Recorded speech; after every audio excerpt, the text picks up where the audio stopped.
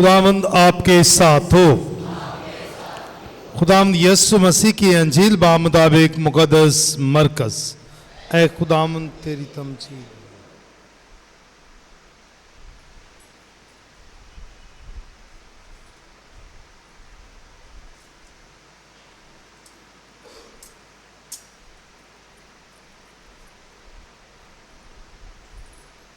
उसके 30 बाब की 20वीं से 35वीं आयत।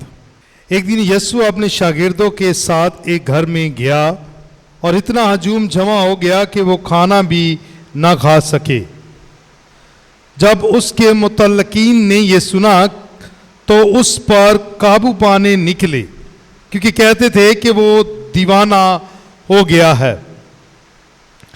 और फक्की जो यरूशलेम से आए थे कहते थे कि इसमें बलजबूल है और ये कि ये बदरूं के सरदार की मदद से बदरूं को निकालता है। और वो उनको पास बुलाकर उनसे तमसीलों में कहने लगा कि शैतान को शैतान क्यों कर निकाल सकता है, और अगर किसी बादशाही में फूट पड़े तो वो बादशाही कायम नहीं रह सकती, और अगर किसी घराने में फूट पड़े तो वो घराना कायम नहीं रह सकता। और अगर शैतान अपना ही मुखालिफ हो और उसमें फूट पड़े तो वो कायम नहीं रह सकता, बल्कि उसका खात्मा हो जाता है। कोई आदमी किसी जोर आवर के घर में घुसकर उसके असाब को लूट नहीं सकता जब तक कि वो पहले उस जोर आवर को बांध ना ले, और फिर उसके घर को लूट लेगा। मैं तुमसे सच कहता हूं कि आदमज़ादा को सब कुछ मुआफ किया जाएगा, खुना बल्कि कुफर भी जो वो बकते हैं मुआफ किए जाएंगे, लेकिन जो रूह कुदस के खिलाफ कुफर बके वो कभी मुआफ़ी नहीं पाएगा, बल्कि अब्दी कसूर का मुजरिम है, क्योंकि वो कहते थे कि उसमें नापाक रूह है। तब उसकी माँ और उसके भाई आए और बाहर खड़े होकर उसे बुलवा भेजा, और भीड़ उसके आसपास बैठी थी। और वो कहने लगे, देख तेरी माँ और तेरे भाई और तेरी बहनें बाहर तुझे पूछते हैं। उसने उनके जवाब में कहा कि कौन है मेरी माँ और मेरे भाई, और उन पर जो उसके गिर्द बैठे थे नजर दौड़ाकर कहा, देखो मेरी माँ और मेरे भाई, क्योंकि जो कोई खुदा की मर्जी पर चले वही मेरा भाई और बहन और माँ है।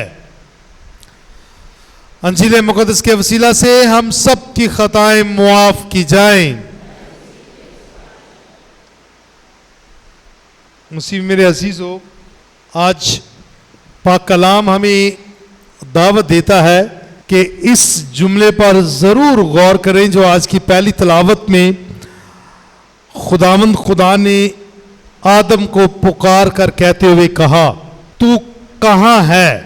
कोई जियोग्राफिकल जगह या मुकाम का जिक्र नहीं, पता नहीं पूछा, एड्रेस नहीं पूछा गया कि तुम कहाँ हो, किस जगह हो, किस मुकाम पर हो, बल्कि उससे ये दरियाफ्त किया गया है कि तुम अंदरूनी रूहानी तौर पर कहाँ हो, कहाँ खड़े हो, या इंसानी फितरत में हो या इलाही फितरत में हो।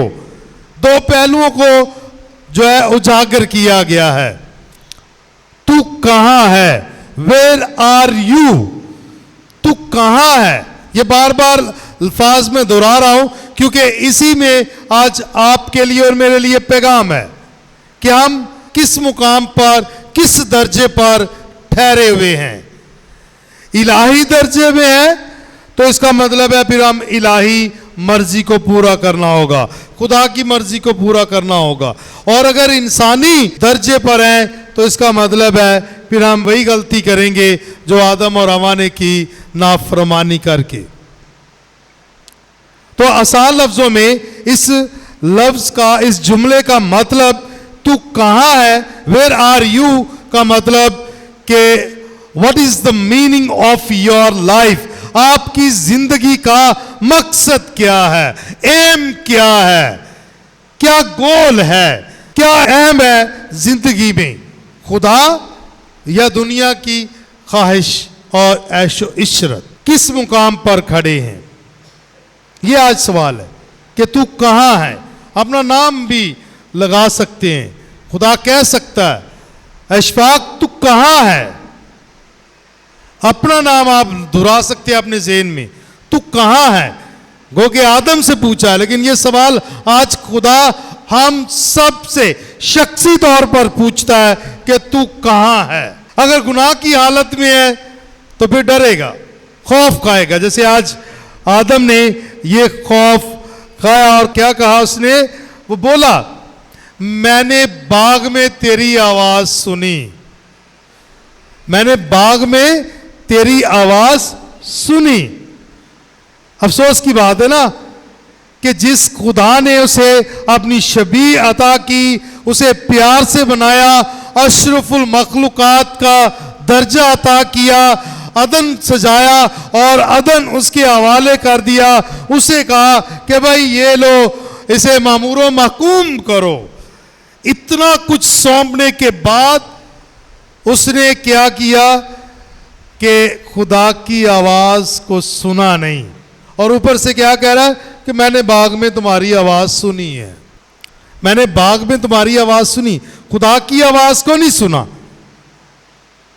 खुदा की आवाज को नहीं सुना, खुदा की मर्जी को नहीं सुना। गो के कह तो रहा है कि मैंने तुम्हारी आवाज सुनी।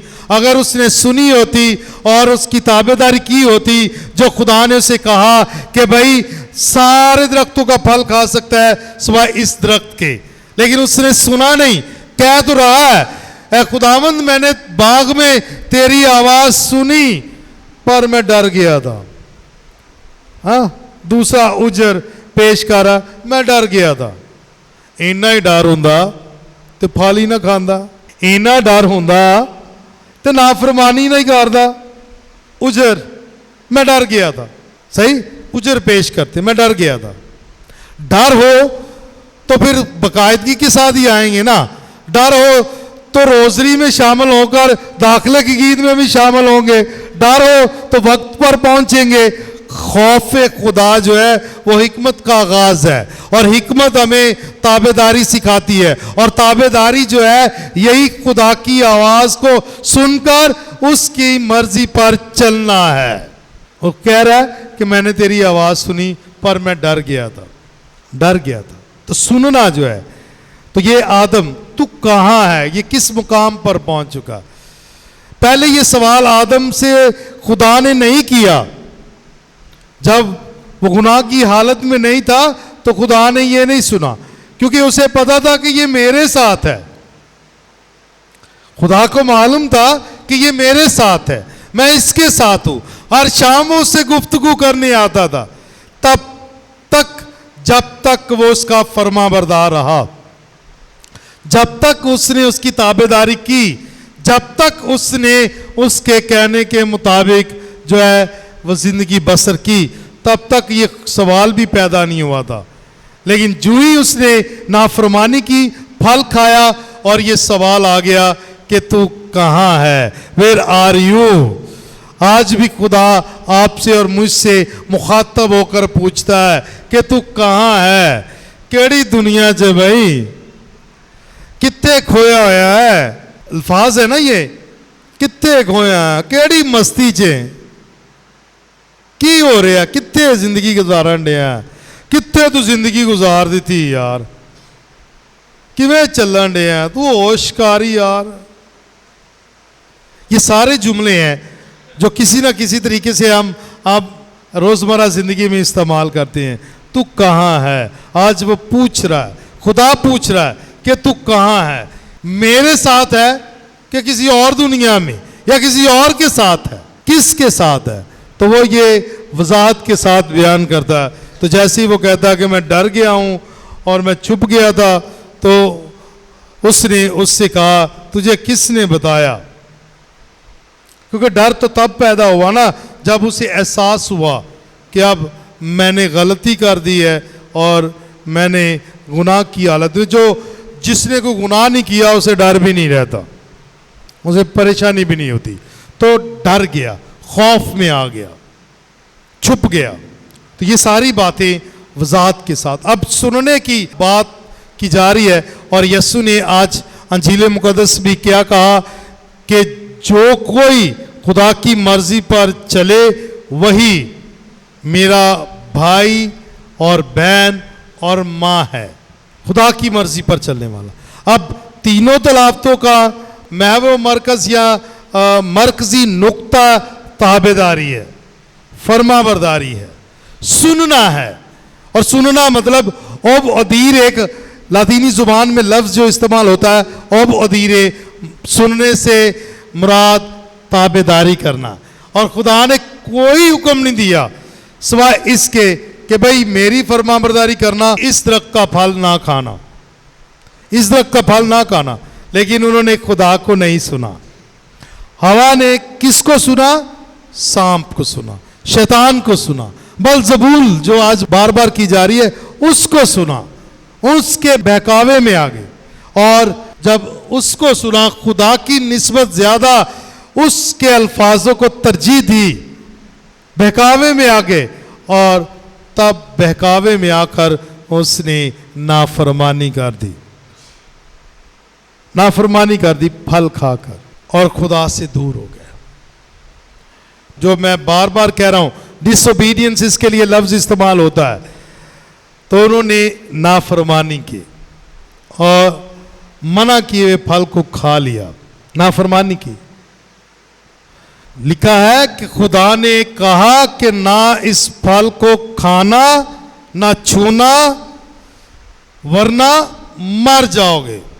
तीन बातें, न खाना न छूना वरना मर जाओगे।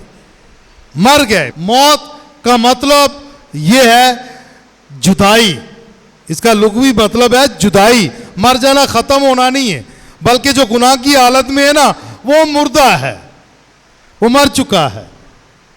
ये जुदा हो गए, यानी खुदा से जुदा होना। और खुदा से जुदाई गुनाह करवाता है, नाफरमानी करवाती है। जब हम खुदा की नाफरमानी करते हैं तो हम खुदा से दूर हो जाते हैं। तो सुनना क्या?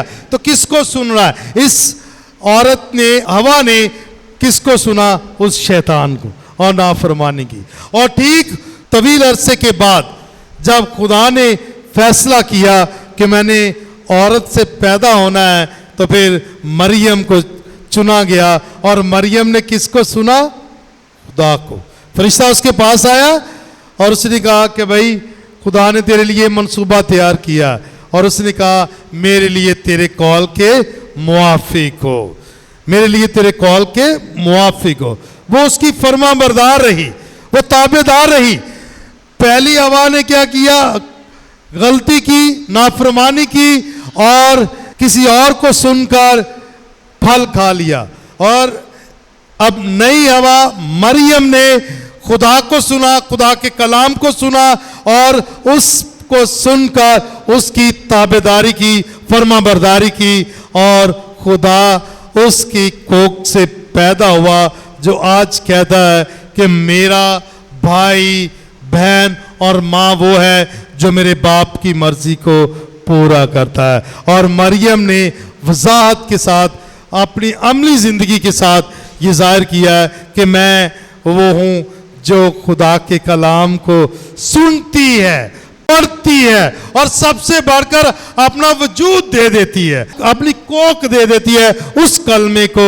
और वही कलमा, वही बेटा आज कहता है कि मेरा भाई बहन और माँ वो है जो मेरे आसमानी बाप की मर्जी को पूरा करता है। और ये बेटे ने भी किया। ऐ बाप, हो सके तो ये प्याला मुझसे टल जाए, फिर भी मेरी नहीं बल्कि तेरी मर्जी पूरी हो।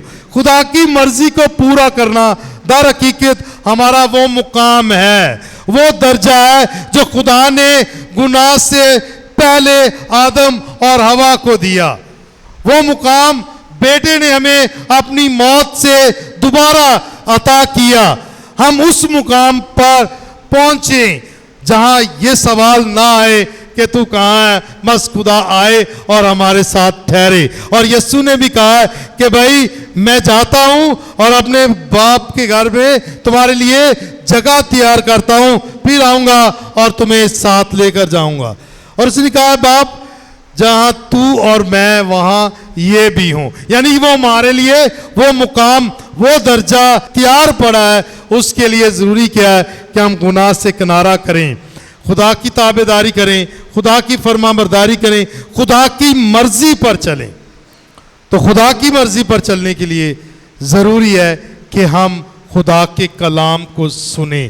खुदा का कलाम क्या सिखाता है?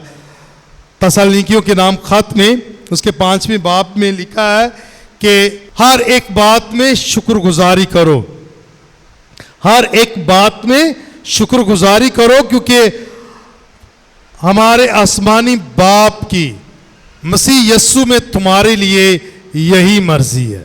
तो बाप की क्या मर्जी है कि हम हर एक बात में शुक्रगुजारी करें, शुक्र करें। खुदा ने जो कुछ हमें अता किया, उसने अपनी शबीह अता की, अपना रूह अता किया, उसने हमें फजाइल से माला माल किया, और ये जुर्रत, ये ताकत और ये अकल दनाई, और सबसे बढ़कर अपना बेटा अता किया, और बेटे ने अपना बदन और खून अता किया ताकि हम इसको हासिल करके अपनी जिंदगी के वारिस ठहरें। तो हमें हर एक बात में शुक्रगुजारी करनी चाहिए। यही हमारे आसमानी बाप की मसीह यस्सु में हमारे लिए मर्जी है। तो खुदा की मर्जी पर चलने के लिए जरूरी है कि हम क्या करें? शुक्रगुजारी करें। दूसरा उसने कहा कि ये मेरा प्यारा बेटा अल महबूब है जिससे मैं खुश हूं, तुम इसकी सुनो। लूका के मुताबिक अंजील में दूसरी खुदा बाप की क्या मर्जी है कि हम बेटे की सुने, बेटे की सुने। और बेटे ने क्या कहा है कि जैसे मैंने तुम्हें प्यार किया है तुम भी एक दूसरे के साथ वैसे ही प्यार करो। बेटे ने क्या कहा कि अपने खुदावंद खुदा को पूरे दिल से, पूरी ताकत से, पूरी अकल और पूरी जान से प्यार कर, और दूसरा हमसाये को अपनी मानिंद प्यार कर। बेटा क्या कहता है कि मेरी यादगारी में ऐसा ही किया करो। बेटा ये कहता है मेरी यादगारी में ऐसा ही किया करो, वो है पाकी यूखरिस्त। तो सुनना जो है, ताबेदारी करना जो है, ये आज के कलाम का मौजू है, पैगाम है कि हम खुदा की मर्जी पर चलें। और मर्जी पर चलने के लिए ज़रूरी है कि हम खुदा के अहकामात को कबूल करें और उन पर अमल करें, और 30 गुना, 60 गुना और 100 गुना पालें। ये खुदा का कलाम है। तो आज हम अपने अंदरून को जांचें, इसमें झांक कर देखें कि मैं किस मुकाम पर खड़ा हूं। अगर इलाही ताकत और कुदरत मुझ में है तो फिर मैं बेटे की तरह ये कहूंगा, ऐ बाप मेरी नहीं बल्कि तेरी मर्जी पूरी हो। अगर हम उस मुकाम पर खड़े हैं, अगर हम में वो मुकाम, वो दर्जा आ गया है जो मरियम में है, जो कहती है मेरे लिए तेरे कॉल के मुआफिक हो, तो फिर हम कह सकते हैं कि मुझ में इलाही कुदरत काम कर रही है, रूह कुदस काम कर रहा है, रूह कुदस की हदायत से मैं अपनी ज़िंदगी बसर कर रहा हूँ। तो ये हम मसीहियों के लिए बहुत ज़रूरी हो चुका है कि हम अपने ईमान में मजबूत रहें, खुदा के कलाम को पढ़ें और सुने और इस पर अमल करें, और खुदा के फरमाबरदार बेटे और बेटियां बनकर उसकी मर्जी के मुताबिक ज़िंदगी बसर करते रहें। खुदावंद हमें ऐसा करने की तौफीक अता करे।